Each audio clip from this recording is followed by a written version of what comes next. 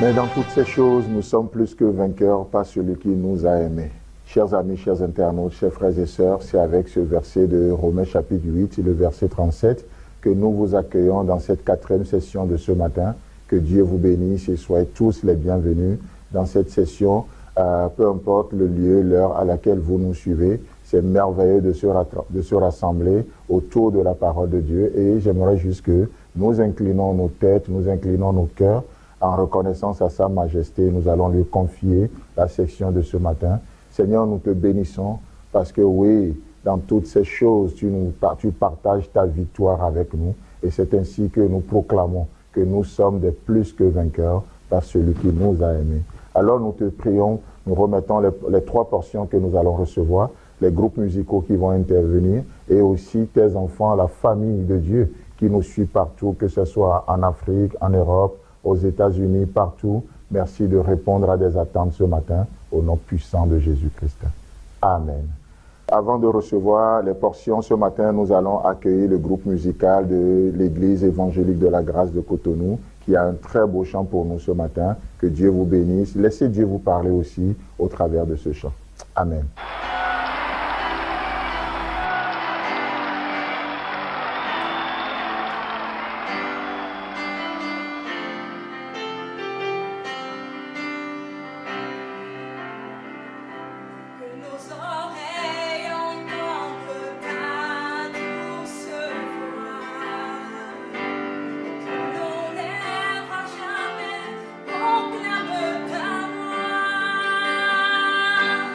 Père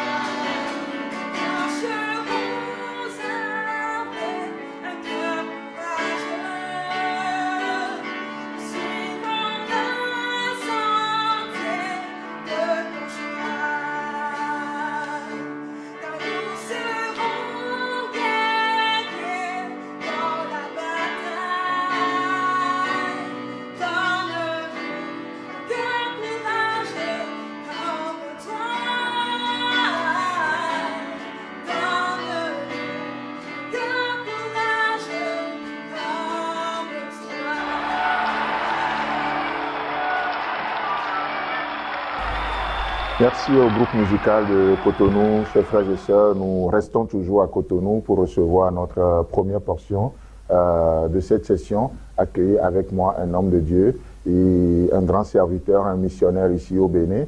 Donc j'accueille pour nous ce matin la personne de pasteur Koudjo Nenonene. Que Dieu vous bénisse.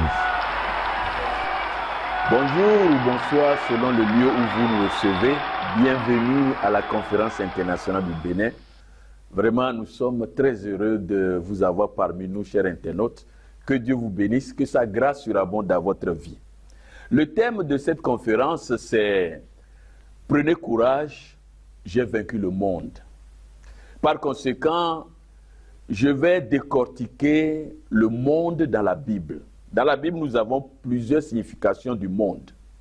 Mais bien avant cela, permettez-moi de lire Jean 16, verset 1 jusqu'à 3 et le dernier verset dans lequel on a sorti le thème de cette belle conférence. Je vous ai dit ces choses afin qu'elles ne soient pas pour vous une occasion de chute. Ils vous excluront des synagogues, et même l'heure vient où quiconque vous fera mourir croira rendre un culte à Dieu.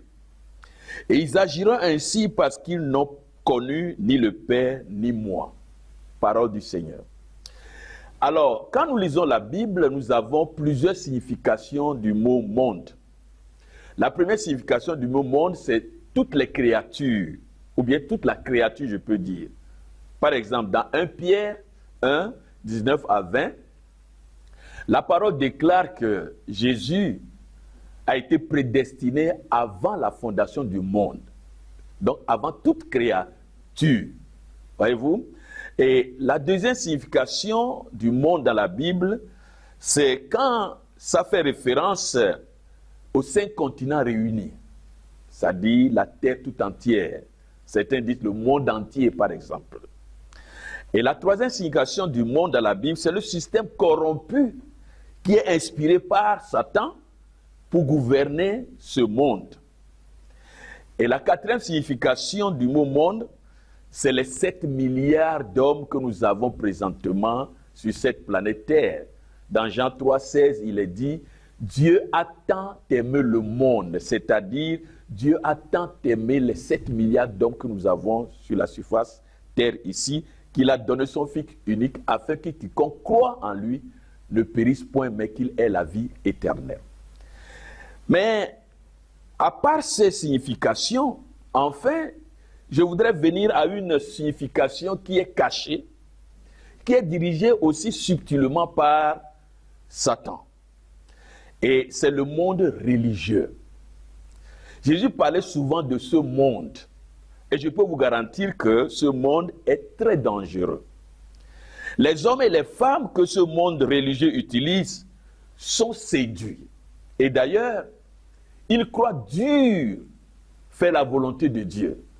Et Jésus, en disant que nous serons persécutés, et même l'heure vient où quiconque nous persécutera, nous tuera, croira qu'il est en train de rendre un culte à Dieu. Et je veux parler de ce monde parce que le Seigneur Jésus a eu maille à partir avec ce monde religieux.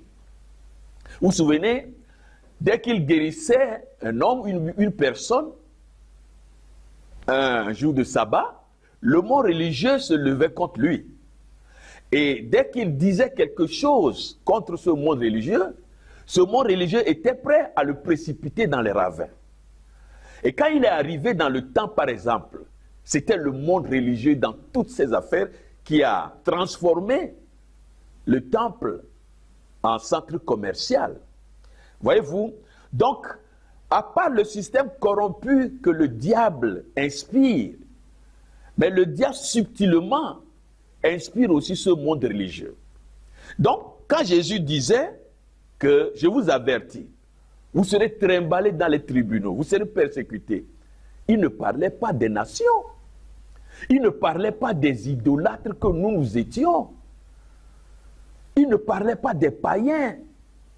Il parlait de ceux qui prétendent détenir les oracles de Dieu. Et ce monde, je vous dis, c'est un monde très dangereux. Et c'est un monde qui est séduit parce que les gens qui sont utilisés par le diable dans ce monde religieux Ils croient dur. Ils croient qu'ils servent le Seigneur. Je vais vous donner des exemples. Quand Saul de Tarse, lors du martyre d'Étienne, et tous ceux qui lapidaient Étienne, croyez-vous qu'ils faisaient du mal d'après eux? Pas du tout. Ils croyaient qu'ils défendaient même Dieu. Donc l'une des caractéristiques de ce monde religieux, c'est qu'ils veulent défendre Dieu. Alors que Dieu est tout puissant. Vous ne voyez pas que certaines personnes, étant du monde religieux, peuvent s'entourer des explosifs et en les détonnant pour tuer des innocents, ils vont dire même Dieu est grand. Voyez-vous? Donc ce monde religieux est un monde très très dangereux. Et ce monde a persécuté les disciples de Jésus plus qu'aucun système dans ce monde. Et quand vous étudiez un peu l'histoire de l'Église, depuis la Pentecôte jusqu'alors, vous allez voir que le monde religieux a fait plus de mal à l'Église que n'importe quel système.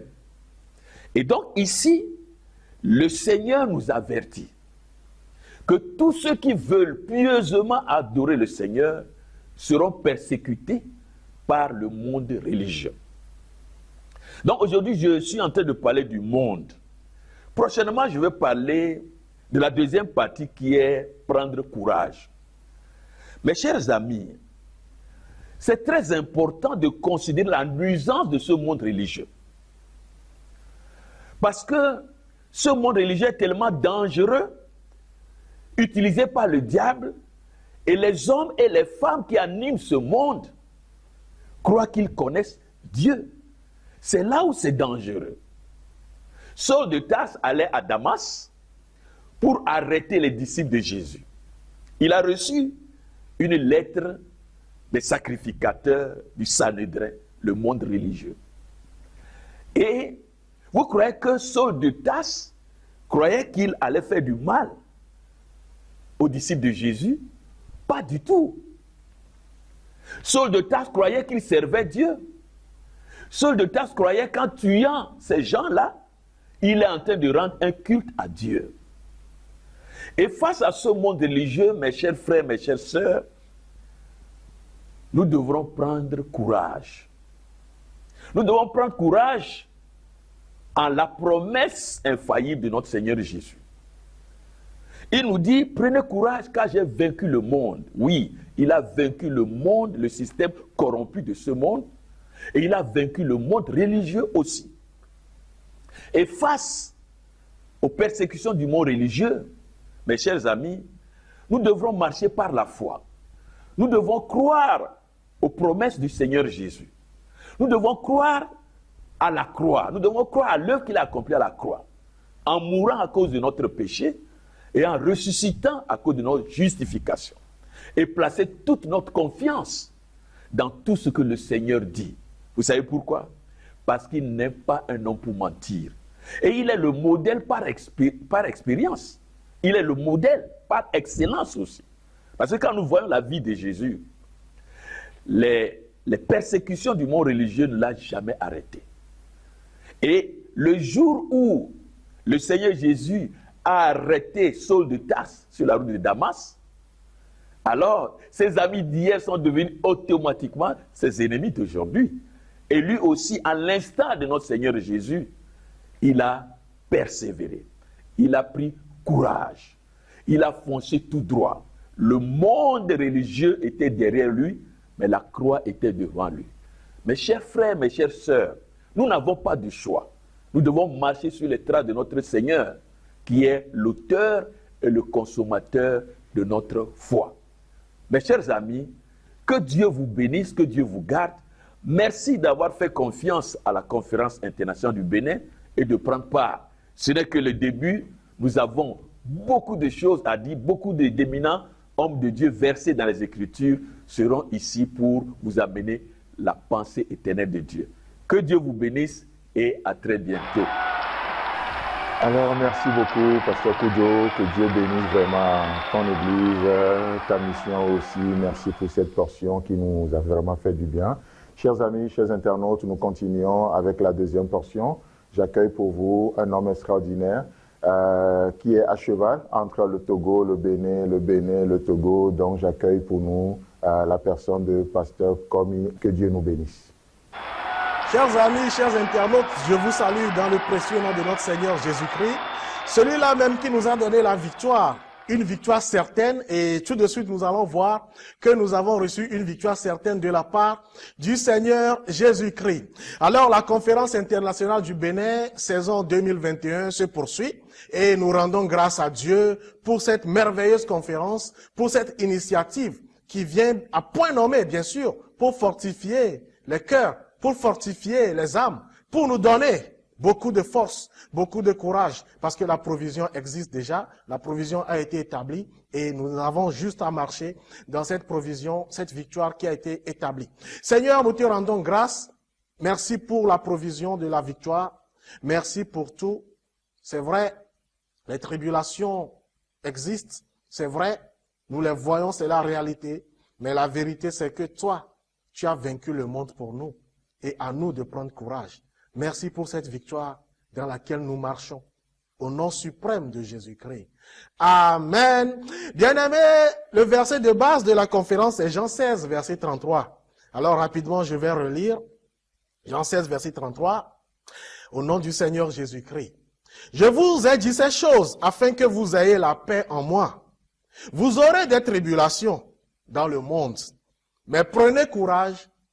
J'ai vaincu le monde. Amen.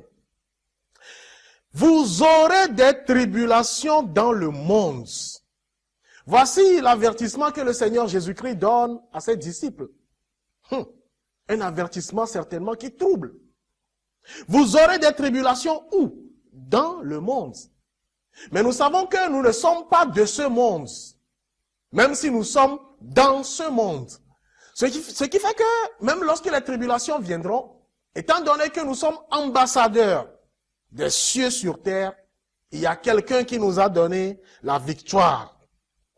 Alors cette annonce fait suite aux troubles ressentis par les disciples, lesquels se préparent à être séparés de leur maître. Leur maître avec qui ils ont passé 3 ans de leur vie.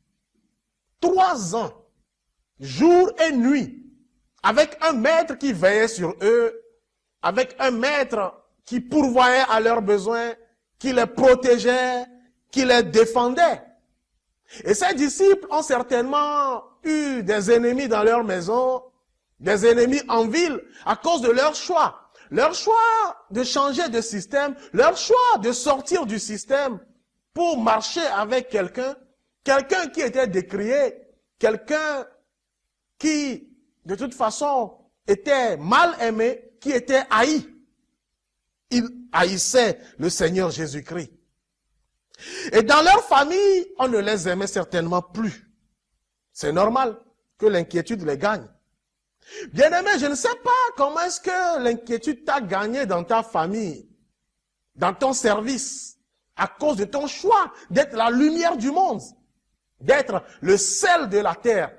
Je ne sais pas comment est-ce que peut-être tes parents même t'ont abandonné. Comment est-ce que tes amis t'ont trouvé des sobriquets pour t'appeler par des noms d'oiseaux. Je ne sais pas ce que tu subis, mais je veux te dire que tu as fait le bon choix. Quelles que soient les tribulations, sache que tu as une victoire dans laquelle tu marches. Jésus les a prévenus que le monde allait les haïr et même qu'on les ferait mourir. Jean 16, verset 2. Mais il leur a expliqué qu'il ne les laissera pas seuls. Je veux te dire aujourd'hui, tu n'es pas seul. Peut-être parfois tu te retrouves retranché dans ta chambre et tu médites sur ta situation et tu te demandes, où est-il ce Dieu que tu as rencontré? Est-ce que vraiment tu l'as rencontré? Ne fais pas comme Jean-Baptiste qui était dans sa cellule et qui a envoyé aller demander au Seigneur Jésus-Christ s'il était vraiment le Fils de Dieu envoyé pour sauver le monde. Parce que Jean-Baptiste a été dans la tribulation rapidement. Il a oublié que c'est lui-même qui avait annoncé l'avènement du Christ. Je veux te dire, Christ t'a donné une victoire. Quelle que soit la manière dont tu es seul, tu es isolé, tu es rejeté. Même si tu viens de faire la prison, Je ne sais pas là où tu te trouves aujourd'hui pour me recevoir, mais je veux te dire, tu n'es pas seul. Dieu est avec toi. Le Seigneur Jésus-Christ leur a promis qu'il ne les laissera pas seuls. Et qu'une fois arrivés auprès du Père, il leur enverrait le Consolateur, l'Esprit Saint, pour les assister. Jean 16, verset 7. Et qu'ils pourraient à présent demander directement au Père ce dont ils auront besoin, en priant en son nom. Tout ce que tu as à faire, c'est de croire et de parler à Dieu au nom du Seigneur Jésus-Christ. Et tu auras ce dont tu as besoin. Bien-aimés, nous voyons ici que la résurrection de Christ est une assurance pour nous dans ce monde où la mort fait tellement peur à l'homme moyen. Nous ne sommes pas de ce monde comme je l'ai dit, même si nous sommes dans ce monde. C'est pour cela que les tribulations, l'angoisse, la persécution, la maladie n'ont pas à nous inquiéter. Le Seigneur a dit qu'il a vaincu le monde pour nous. Aucune faim, aucune pauvreté, aucune guerre ne pourra te séparer de l'amour de Christ. Alors nous marchons dans la victoire de Christ. Nous ne marchons pas pour notre propre victoire. Christ a déjà payé le prix. Il a tout accompli pour nous. Avec lui, nous sommes plus que vainqueurs, parce que la victoire a été établie par lui et il nous l'a attribuée. Bien-aimés, par exemple, dans les forces armées, il y a une division qu'on appelle l'artillerie. L'artillerie est composée d'armes collectives et lourdes, pouvant envoyer des projectiles à grande distance contre les positions ennemies. Et lorsque l'artillerie prenait son temps pour pilonner suffisamment les positions ennemies, pour affaiblir leur système de défense, pour bombarder leurs forteresses, lorsque l'artillerie prenait son temps pour tout bousiller sur le terrain ennemi, les troupes au sol étaient galvanisées. Les troupes au sol peuvent maintenant lancer l'assaut, peuvent donner l'assaut, parce que les troupes au sol étaient sûres que l'ennemi a été affaibli. L'ennemi a été vraiment neutralisé. Et les troupes au sol finissent le job. Ils s'en vont faire ce qu'on appelle le nettoyage et ils prennent possession. C'est ce que le Seigneur Jésus a fait pour toi et moi. Il a vaincu le monde pour nous. C'est pour cela que nous n'avons pas à avoir peur pour aller évangéliser, pour aller visiter un malade à l'hôpital, lui parler du Seigneur, lui parler du royaume des cieux, pour aller dans les prisons, pour aller dans les hameaux reculés, pour apporter la lumière de l'évangile. Nous n'avons pas à avoir peur des tribulations que nous pourrons rencontrer parce que nous marchons dans la victoire du Seigneur. Cette victoire nous garantit que lorsque nous nous lèverons avec le zèle de l'évangile de paix à nos pieds comme chaussures et que nous marchons, nous pourrons apporter l'évangile au nord, au sud, à l'est, à l'ouest. Ne sois pas résigné. Christ a vaincu le monde pour toi. Bien-aimé, lève-toi et brille. Lève-toi et marche. Car c'est une lumière qui est venue sur toi. C'est une lumière dans laquelle tu es.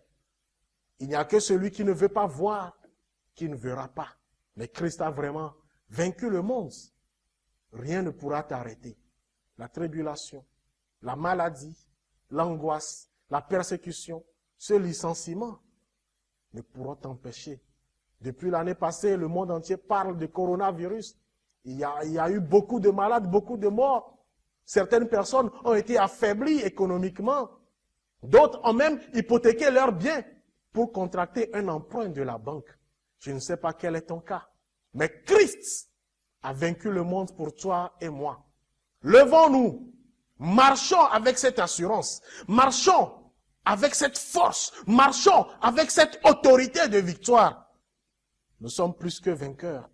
Dans ce monde de plus en plus impie, de plus en plus incrédule, rebelle, irreligieux, méchant, tel que l'apôtre Paul l'a dit à Timothée, que dans les derniers temps, il y aura des moments difficiles. C'est vrai. Le monde devient de plus en plus difficile. Mais la bonne nouvelle est que nous devons prendre courage. Christ a vaincu le monde pour toi et moi. Je prie au nom du Seigneur Jésus-Christ que tu puisses marcher dans cette victoire, Cette victoire préétablie pour toi, afin que tu puisses avoir ton témoignage. Lève-toi et combat le bon combat de la foi. Christ a vaincu le monde pour toi. Que le Seigneur te fortifie. Au nom de Jésus. Amen. Merci beaucoup, Pasteur Cornu, pour cette portion. Chers amis, nous continuons dans notre conférence. Et là, nous sommes arrivés sur les annonces. Et ce matin, j'ai des annonces très importantes pour vous. Avant même d'aller plus loin, je tiens vraiment à remercier le studio Jamais sans la grâce qui s'occupe de la technique, tout ce qui est organisé dans cette conférence. Nous bénissons Dieu pour la vie des techniciens. Merci à Désiré, à Banzoumé, tous ceux qui travaillent avec lui pour que cette conférence soit enfin une réalité. C'est vraiment beau. Alors, vous voulez savoir davantage pour ce studio, vous pouvez aussi aller sur sa page Facebook. Vous pouvez liker parce que après cette conférence, nous avons aussi d'autres choses pour vous tous les matins, pour ceux qui reçoivent nos dévotions. Vraiment, c'est un studio qui fait un grand travail, qui sert le Seigneur avec ses moyens de bord également. Que Dieu bénisse tous ceux qui travaillent dans ce sens-là. Alors, chers amis, chers internautes, nous rappelons que le soir, nous aurons notre deuxième session de cette journée. Et ça commence à 19h30 GMT plus 1. 19h30 GMT plus 1, une heure de prédication, de chant et tout. Et à la fin, nous réservons 30 minutes pour des temps de questions-réponses. Donc, notre session dure 1h30. Vous voyez, donc, si ces moments vous font du bien, chers amis, merci de liker notre page, merci de vous abonner à nos pages, comme je le disais tout à l'heure. En dehors de cette conférence, nous avons aussi d'autres choses que nous proposons pour nourrir notre foi, donc pour ne rien rater de tout ce que nous proposons. Merci de vous abonner à notre chaîne YouTube, à notre page. Que Dieu vous bénisse, qu'il vous fasse du bien. Alors demain, nous aurons aussi deux sessions. Une session le matin à 13h. GMT plus 1 et le soir à 19h30 GMT plus 1. Et le dimanche, nous aurons notre dernière session. Le matin, il n'y aura pas de session. Nous allons avoir notre dernière, la 8e session, le soir à 19h30. Ce serait une grande soirée de louange, d'adoration, une soirée de reconnaissance. Et donc voilà un peu ce que nous avons pour vous pour les annonces. Que Dieu vous bénisse encore une fois. Et là, nous continuons avec le groupe musical de l'Église évangélique de la grâce de Genève, qui va nous apporter un chant avant de recevoir la dernière portion de cette session. Que Dieu vous bénisse.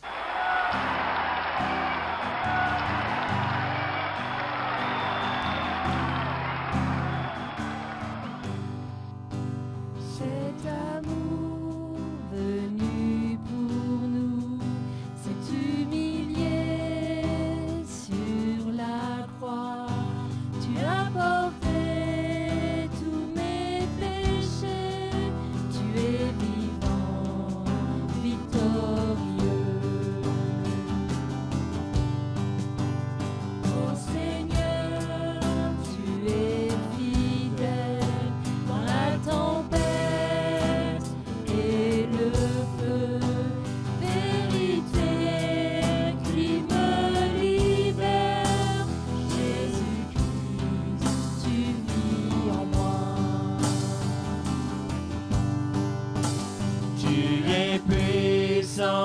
Tu es puissant, plus de péché, tu m'as sauvé.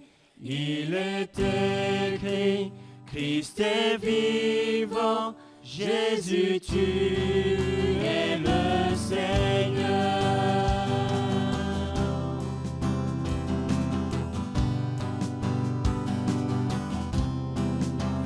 Tu es le Dieu d'éternité, mon refuge, mon bouclier. Tu es venu pour nous sauver. À la croix, tu as payé. Tu es puissant, plus de péché, tu m'as sauvé. Il est écrit, Christ est vivant, Jésus tu es le Seigneur.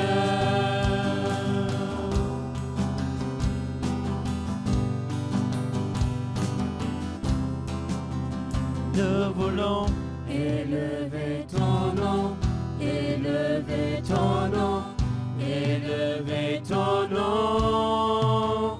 Nous voulons élever ton nom, élever ton nom, élever ton nom.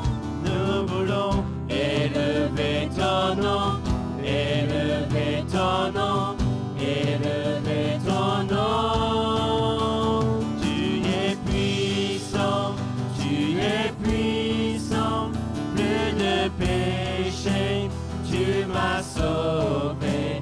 Il est écrit, Christ est vivant, Jésus, tu es le Seigneur. Tu es puissant, plus de péché, tu m'as sauvé. Il est écrit, Christ est vivant, Jésus, tu es le Seigneur. Nous voulons élever ton nom, élever ton nom, élever ton nom. Nous voulons élever ton nom, élever ton nom, élever ton nom. Nous voulons élever ton nom, élever ton nom, élever ton nom. Nous voulons élever ton nom, élever ton nom, élever ton nom. Nous voulons élever ton nom, élever ton nom, élever ton nom. Merci beaucoup pour ce merveilleux chant. Nous continuons dans notre conférence et nous allons recevoir notre dernière portion d'un homme comme il n'est plus à présenter. Il avait fait l'ouverture avec nous dans cette conférence, dont j'accueille pour nous, pour notre message principal, j'accueille pour vous la personne de pasteur Michel Texier, qui est l'un de nos pasteurs à l'église de Paris. Que Dieu vous bénisse. Ce deuxième message autour de cette thématique sur la victoire dans ce monde, où il est dit, Jésus nous demande de croire dans le fait qu'il a vaincu le monde, et donc il nous encourage à vivre la paix et de vivre dans le repos. Et dans ce verset de Jean 16, 33, il est dit prenez courage, j'ai vaincu le monde. On peut penser, on parlait de Lot et d'Abraham la dernière fois, et Lot, à un moment donné, alors il avait sa nature pécheresse, évidemment, les tentations, etc., mais il se morfondait dans son âme, il était découragé, et peut-être qu'il avait ce sentiment d'avoir perdu la partie, quelque part, ou que Dieu ne l'avait pas gardé comme il aurait fallu qu'il le garde. Et Abraham, lui, avait aussi ses propres difficultés, alors qu'il marchait avec Dieu, il avait aussi ses combats à vivre, et lui aussi a dû parfois peut-être être inquiet. Mais la vie chrétienne consiste à prendre courage en Dieu. Et c'est extraordinaire de voir que Lot a été gardé par la piété d'Abraham, et on voit que Abraham et Lot faisaient partie d'un même peuple, un peuple sauvé, de croyants qui ont quitté l'existence naturelle, je vais parler de la vie immortelle, pour rentrer dans la vie éternelle. Et c'est ce que nous sommes appelés à vivre, qui que nous soyons en tant que chrétiens, que l'on soit mûr ou pas, charnel ou pas, mais en tous les cas, Dieu a un plan pour notre vie, et il veut nous encourager, il veut que nous retenions le fait que la paix nous est proposée. Et c'est intéressant parce que quand il dit, là, dans ce verset de Jean 16, 33, prenez courage, en français, on devrait plutôt dire soyez courageux, et en grec c'est tarseo, et nous retrouvons cette expression plusieurs fois dans les Écritures, surtout dans la bouche de Jésus. En Matthieu 9,2 par exemple, il est dit voici on lui amenait un paralytique couché sur un lit. Jésus, voyant leur foi, dit au paralytique prends courage, mon enfant, tes péchés te sont pardonnés. Ce verset est extraordinaire en réalité, parce que Jésus place la relation avec cet homme à un autre niveau, il se situe à un autre niveau.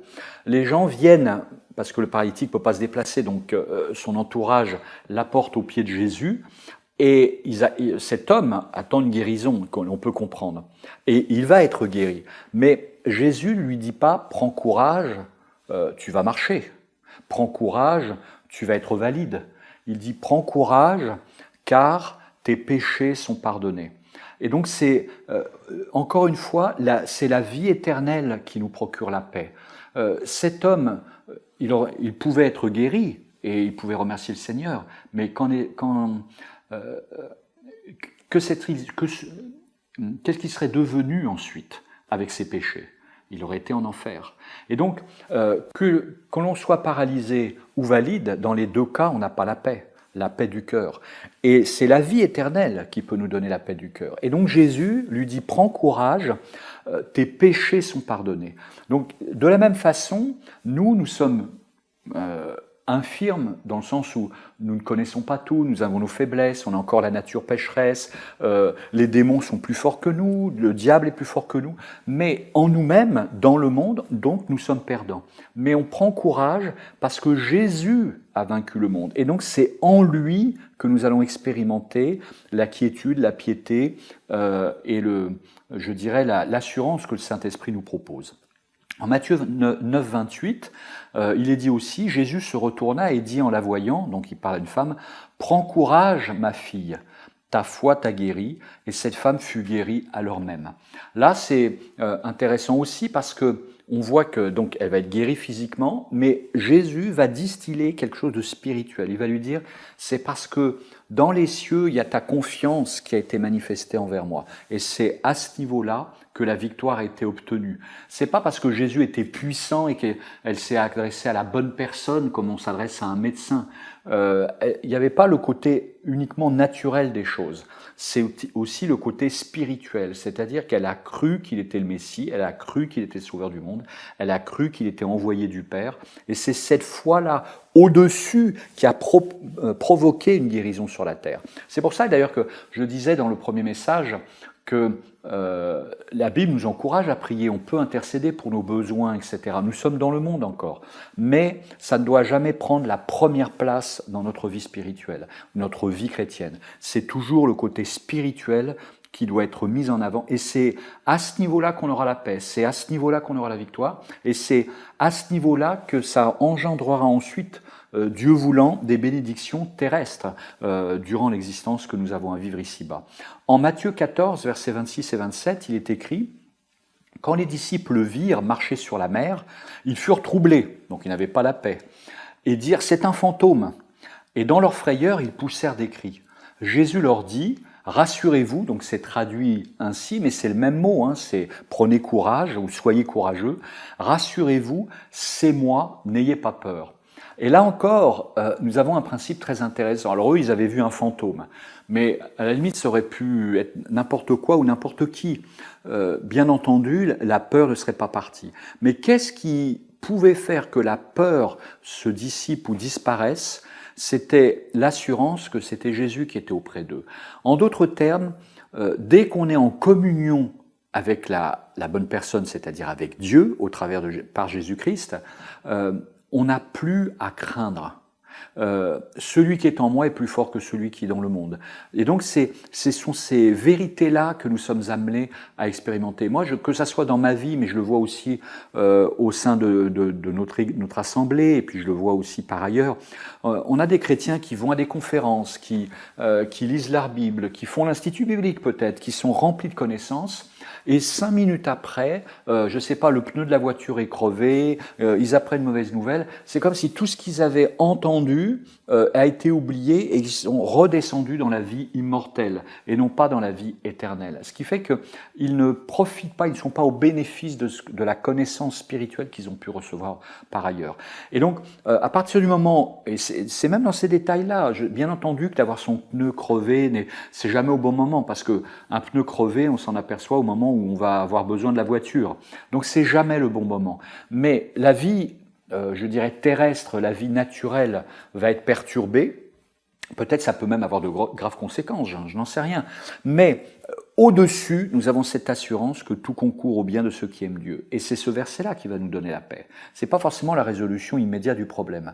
Et donc en permanence, c'est la paix dans la vie éternelle qui nous est offerte. Le fait que nous soyons en Christ. On est dans le monde, mais nous sommes en Christ. Et ce qui fait que grâce à la doctrine, dans toutes les situations de la vie, Il y a dans le monde des difficultés, mais en Christ des solutions. En Christ, la paix de l'âme et peut-être aussi des solutions pratiques pour notre vie. En Marc 10, 49, il est écrit « Plusieurs le reprenaient pour le faire taire ». Donc en fait c'est un aveugle qui crie pour que Jésus s'occupe de lui. Donc plusieurs le reprenaient pour le faire taire, mais il criait beaucoup plus fort. « Fils de David, aie pitié de moi !» Jésus s'arrêta et dit « Appelez-le ». Ils appelèrent l'aveugle en lui disant « Prends courage, lève-toi, il t'appelle ».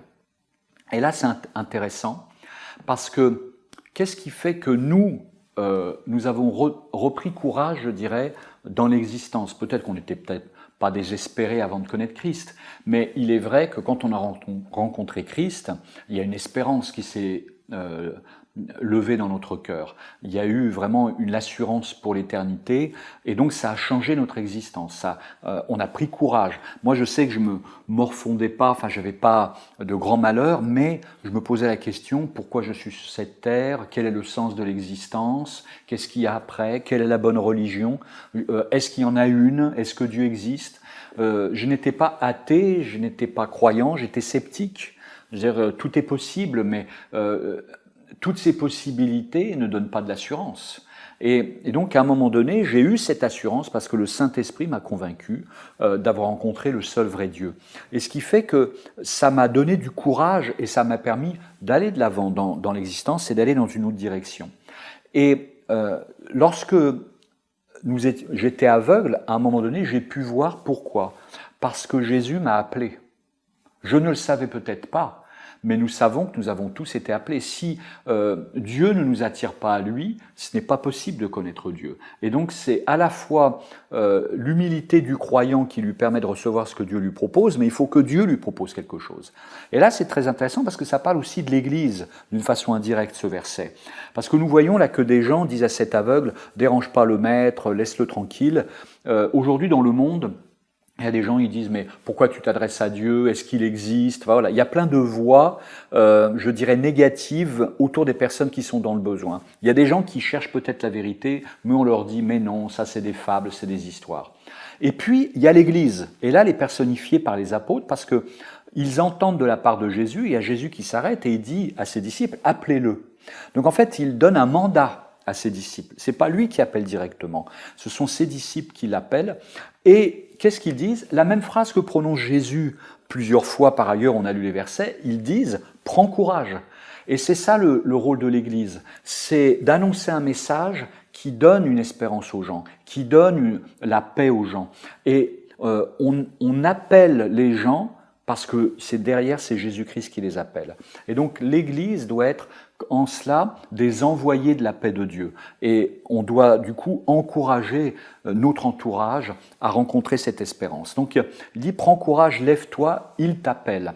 Donc la question qu'on peut se poser individuellement, en tant que croyant, en tant que prêtre, sacrificateur devant Dieu, mais aussi en tant qu'Église, est-ce que notre discours et notre mode de vie est synonyme d'encouragement auprès des autres? Est-ce que nous encourageons les perdus, les païens, les non-croyants, les idolâtres? Est-ce que nous les encourageons en leur disant « il y a une autre solution, il y a la vie éternelle qui vous est proposée » Est-ce que dans l'Église, nous avons des paroles d'édification? Est-ce que dans notre maison aussi, nous vivons comme ça? Est-ce que dans notre tête, nous prenons courage? Vous savez, quand on veut encourager quelqu'un, si nous le faisons, c'est parce qu'il y a un besoin. Quand les gens vont bien, on n'a pas besoin de les encourager. Enfin, il est bien de le faire même quand tout va bien, mais vous comprenez, c'est que si Jésus nous dit ça, c'est qu'il peut y avoir des problèmes dans l'existence. Et de la même manière, nous allons encourager les gens qui sont dans le besoin. Et donc la vie chrétienne consiste à servir Dieu en servant les autres, et ne pas être démoralisé par les problèmes. Je disais l'autre fois à quelqu'un, parce que parfois le ministère pastoral n'est pas évident, donc on peut comprendre, il y a des pasteurs qui sont découragés, mais à un moment donné, je lui ai expliqué, il y a une phrase moi qui m'avait marqué lorsque j'étais à l'Institut biblique, c'était durant des cours d'été, il y avait un enseignant de Baltimore qui était venu, et qui avait dit une phrase toute simple, elle est évidente quand on l'entend, mais on a tendance à l'oublier. Il disait, si vous avez des responsabilités, dans quoi que ce soit, ça peut être une entreprise, ça signifie que vous aurez des problèmes à régler. Parce que s'il n'y a aucun problème, on n'a pas besoin de responsable. Si dans une usine, tous les ouvriers résolvent les problèmes, ils sont à l'heure, ils sont zélés pour travailler, ils règlent tous les problèmes techniques et puis la production va bien, à la limite, il n'y a pas besoin de responsable au-dessus, tout tourne. De la même manière, les enfants, pour les parents qui veulent avoir des enfants, ils doivent accepter le fait qu'ils auront à gérer des problèmes. Là, quand il est tout mignon, quand il vient net, il peut rien faire presque, à part pleurer de temps en temps, peut-être beaucoup pour certains. Bon, c'est facile à gérer, mais après, quand la volonté commence à s'affirmer, et qu'elle s'oppose à celle des parents, il y a des problèmes à gérer.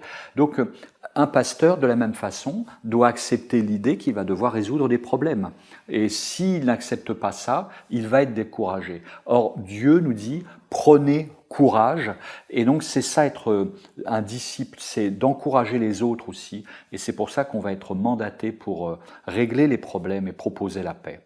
On voit dans Acte 23, 11, le Seigneur qui a dit à Paul « Prends courage ». Là, c'est intéressant dans le contexte. Il a déjà témoigné devant des dignitaires, il a été persécuté, bien entendu, mais il va devoir aller à Rome. Et donc, là, il reçoit de la part du Seigneur cette phrase « Prends courage ». Car de même que tu as rendu témoignage de moi dans Jérusalem, et on sait que ça n'a pas été facile, il faut aussi que tu rendes témoignage à Rome. Et ça, c'est un point intéressant, parce que, vous savez, on fonctionne tous dans un système légaliste. Et des fois, on a cette impression que la victoire consiste à vivre des victoires dans le sens où à marcher dans le plan de Dieu, on réussit certaines choses. Donc là, on prend l'exemple de Paul. Il a été à Jérusalem, il a témoigné. Ça a été difficile, il y a eu des combats, mais il a fait le job, comme on dit. Et des fois, quand on fait le job pour Dieu, on se dit « je vais être tranquille maintenant ». Donc je suis encouragé parce que j'ai fait plein de choses et inconsciemment, il ne va pas me demander quelque chose avant longtemps. Et ça, c'est ça le légalisme aussi. C'est de croire que quelque part, tout ce que je fais pour le Seigneur justifie qu'il n'y ait pas de combat spirituel contre ma vie, que je n'ai pas de persécution, etc. On le voit avec la vie des apôtres, ça a été le contraire. Plus ils servaient Dieu, plus il y avait d'opposition. Et donc, vivre dans la grâce, ça consiste à la recevoir, mais ça consiste aussi à la vivre. C'est-à-dire qu'on va faire plein de choses pour Dieu, mais on ne va pas utiliser ces plein de choses pour exiger quoi que ce soit de Dieu. C'est-à-dire que on a donné par grâce, on a servi par grâce, et ensuite, on n'est que des serviteurs qui demandons au Seigneur, et c'est quoi la prochaine étape? Qu'est-ce que tu veux faire? C'est pas, mais moi j'ai fait déjà beaucoup de choses et demande à lui maintenant. Non, Dieu il connaît exactement nos capacités, nos dons, ce dont nous avons besoin. Et il est vrai, par la vue, et peut-être en vérité d'ailleurs, mais en tout cas par la vue, il y a des gens qui ont l'air d'être plus utilisés que d'autres de la part du Seigneur. Il y en a à qui Dieu demande plus de consécration que d'autres. Certains ont plus de tribulations que d'autres. Rappelez-vous l'apôtre Pierre lorsque il a appris qu'il allait être martyr et qu'il pose la question, mais et lui, là, Jean, que va-t-il lui arriver? C'est pas ton problème. Et donc, Paul, on voit lui qu'il a toujours une bonne attitude à ce niveau-là. C'est-à-dire qu'il a eu des tribulations et des difficultés à Jérusalem, il a donné un bon témoignage en même temps, mais il faut qu'il prenne courage, c'est-à-dire attention, la course n'est pas terminée, ça va continuer. Et donc ça, c'est un point aussi important à avoir en tête, c'est que prendre courage, c'est prendre courage pour les premiers défis que nous avons à traverser, mais prendre courage aussi pour le suivant, et encore le suivant, et encore le suivant. On va avoir besoin d'être encouragé de la part du Seigneur, nous avons besoin de la vie éternelle, nous avons besoin de celui qui a vaincu le monde en permanence, ça ne s'arrêtera jamais. En permanence, on doit prendre courage. Vous savez, il ne faut pas justifier un certain découragement en disant « mais j'ai tellement fait ». Rappelez-vous Élie, pourquoi il a été découragé à un moment donné? Parce qu'il a fait tellement de choses. La veille, il a tué 400 prophètes de Baal, le feu du ciel est descendu sur un autel païen. Enfin, voilà, il a vraiment accompli de belles choses et pouvait se dire bah, « ça y est, maintenant, Israël a compris ». Non, le lendemain, il apprend que la reine veut le tuer et lui il pense être seul à servir Dieu. Il est complètement découragé, il est déprimé. Et le Seigneur, par des moyens très appropriés, va l'encourager. il va le reprendre, mais il va aussi l'encourager. Il va envoyer un ange pour le nourrir, pour le restaurer physiquement, parce qu'il a beaucoup donné. Quand on est fatigué physiquement, souvent, on n'est pas objectif. Dieu va lui parler. Dieu va lui dire qu'il y a d'autres personnes qui n'ont pas fléchi le genou devant Baal.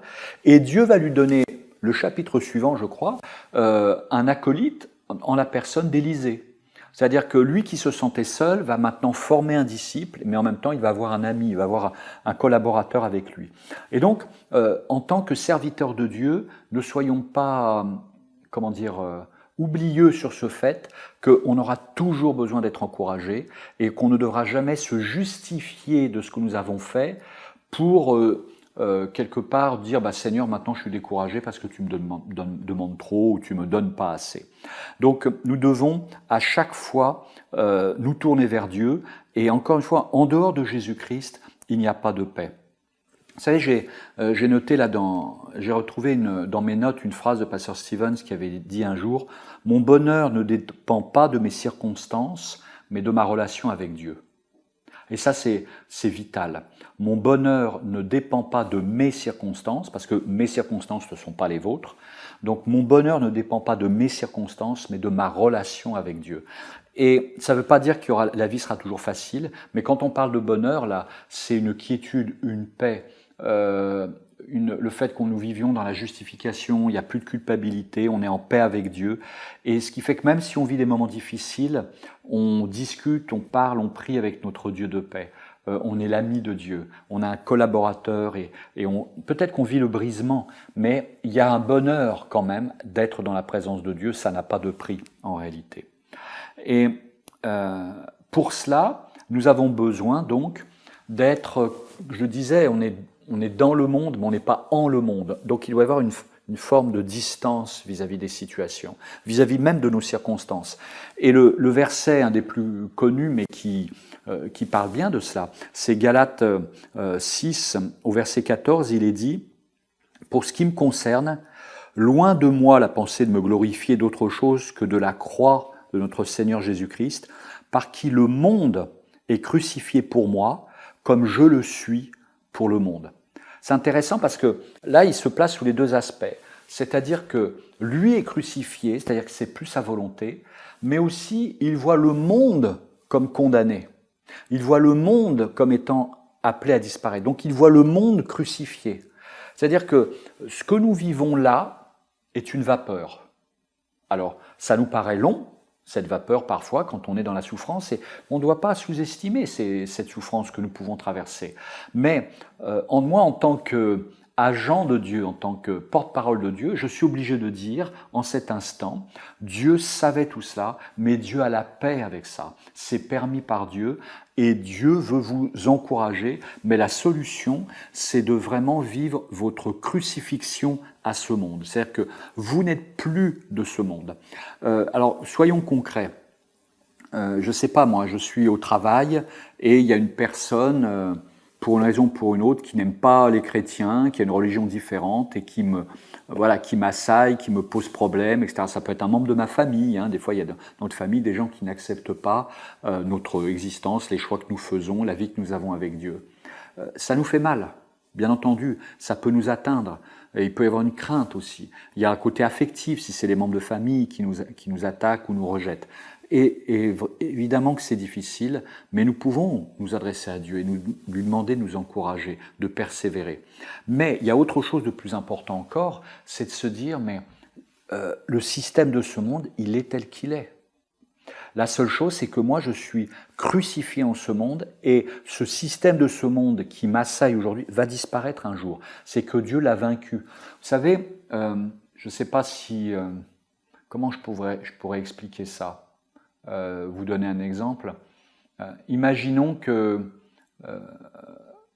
vous ayez je ne sais pas moi, dans votre équipe, un joueur qui est tellement au-dessus des autres, mais il n'est pas encore arrivé parce qu'il est bloqué dans un embouteillage, il est en retard. Le match commence parce qu'il doit commencer à l'heure et vous êtes en train de perdre la partie. Alors vous faites comme vous pouvez avec l'équipe, vous évitez la catastrophe, mais voilà, vous êtes en train de perdre le match. Mais vous savez que votre joueur là, au-dessus de va arriver et il va rattraper la situation. Eh bien, on vit la difficulté différemment. C'est-à-dire qu'on est en train de perdre, mais en même temps, on est persuadé d'avoir la victoire. Parce qu'on a confiance dans le fait que le joueur va arriver au moment où il faudra et que lui va rattraper nos manquements. Eh bien, avec Dieu, évidemment, c'est beaucoup plus sûr que cela. C'est que Dieu, lui, ne sera jamais en retard en réalité. C'est que là, le retard que nous expérimentons, nous pensons que c'est un retard. Mais en réalité, c'est un Dieu victorieux qui contrôle les situations, qui est Dieu, tout simplement, et qui est souverain. Et donc, je dois penser avec lui, parce que la réalité, elle est là. C'est qu'il y a Christ, il y a la vie éternelle, il y a un royaume de Dieu qui est en train de se construire, il y a Dieu qui bâtit son Église. Moi, je ne vois pas comment il l'a bâti. Je ne vois pas comment il me forme parfois. Je ne sais pas ce qu'il est en train de faire dans ma vie. Mais je sais qu'il règne et qu'il est bon pour moi, qu'il est miséricordieux, qu'il est amour. Et parce que j'ai ça en tête, j'ai la victoire sur ce que je suis dans la chair et sur ce qui m'arrive. Je souffre peut-être, je peux être dans l'inquiétude dans un premier temps, mais tout ce que je vis est crucifié. Moi, je suis crucifié. Ce qui fait que quelqu'un m'insulte, et alors ? Quelqu'un est contre moi, et alors? Bien entendu que je ne le souhaitais pas, mais celui qui est avec moi est plus grand que celui qui est dans le monde. Je sais que je suis aimé de Dieu, je suis la prunelle de ses yeux. Je ne suis pas aimé par tout le monde, mais je suis aimé par Dieu. Que certains ne m'aiment pas, ça peut m'attrister, c'est vrai, et j'en parle à Dieu, mais j'en parle à celui qui m'aime, celui qui m'a racheté. J'ai trouvé toujours intéressant quand on étudie, en fait il y a des personnages, il n'y en a pas énormément, mais il y a des personnages très intéressants dans l'Ancien Testament qui peuvent nous aider à comprendre comment vivre dans le monde. Ce sont des personnes qui ont vécu en dehors de la terre promise. Je pense à Joseph en Égypte par exemple, donc il n'était pas égyptien, donc il n'était pas en Égypte, mais il était dans l'Égypte. Et on a aussi la même chose avec Ézéchiel, avec Daniel qui était à Babylone. Donc ces gens-là continuaient d'expérimenter la vie avec Dieu, de marcher par la foi dans un monde hostile. Et donc c'est intéressant de voir comment ils se sont comportés. Et notamment, dans le livre de Daniel, nous voyons que dans les premiers chapitres du livre, il change le nom de Daniel et de ses amis. Et les noms, j'avais étudié ça, je n'ai pas tout en tête maintenant, mais les noms que leur donnent les Babyloniens, ce sont des noms idolâtres. Il y en a un, c'est Dieu de la lune, l'autre... Enfin voilà, c'est lié aux idoles. Et pourtant, eux adorent le vrai Dieu. Ben, ils ne se sont pas offusqués pour autant, ils ont accepté ce nouveau nom. Vous voulez nous appeler comme ça? Nous, on sait comment on s'appelle. On sait comment Dieu nous appelle. Et ce qui est intéressant, c'est que là où Daniel a désobéi aux autorités, c'est quand on lui a demandé d'adorer une statue, par exemple, ou on lui a demandé de participer à un festin alors que la viande avait été consacrée aux idoles. Là, quand c'était dans le domaine spirituel, il refusait. Parce que spirituellement, il savait qu'il avait la victoire et donc il voulait honorer sa marche avec Dieu. Et peu importe ce qui se passait dans le monde, lui, il n'était pas du monde et c'est pour ça qu'il acceptait même la persécution, parce qu'il savait qu'il était en Dieu. Et donc, Daniel, ou je pense aux amis de Daniel qui à un moment donné disent « mais vous allez nous passer par le feu, si on doit mourir, nous mourrons, Dieu il fait ce qu'il veut ». C'est-à-dire que ces gens-là n'étaient pas inquiets, ils étaient encouragés par la vérité. Et c'est ça, expérimenter la victoire. Alors il se trouve qu'ils n'ont pas été brûlés, ils ont été gardés par la main du Seigneur, mais quand bien même ils l'auraient été, ils auraient été victorieux, parce qu'ils auraient été dans la présence du Seigneur. Les martyrs de l'histoire d'Église, les disciples, jusqu'à aujourd'hui encore, il y a des chrétiens qui souffrent dans certains pays, ils ont la victoire en réalité.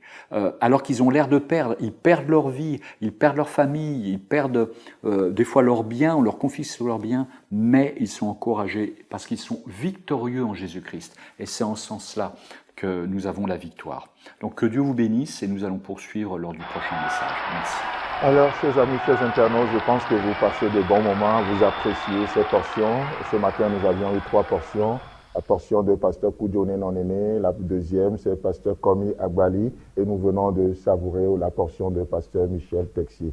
Alors, nous allons juste faire la prière finale, et là, nous allons rentrer dans notre temps de questions-réponses, où vous pouvez écrire vos commentaires, ce que vous recevez, ce qui vous a touché, Vous pouvez nous partager ça avec nous. Si vous avez des questions, vous pouvez aussi les poser. Les orateurs sont là et vont réagir. Donc n'hésitez pas, que ce soit sur nos forums WhatsApp, que ce soit sur notre chaîne YouTube. Encore une fois, likez cette page pour ne plus rien rater et laissez-nous des commentaires, laissez-nous des questions. Que Dieu vous bénisse. Alors Seigneur, nous voulons te bénir pour ce précieux moment que nous venons de passer dans ta parole.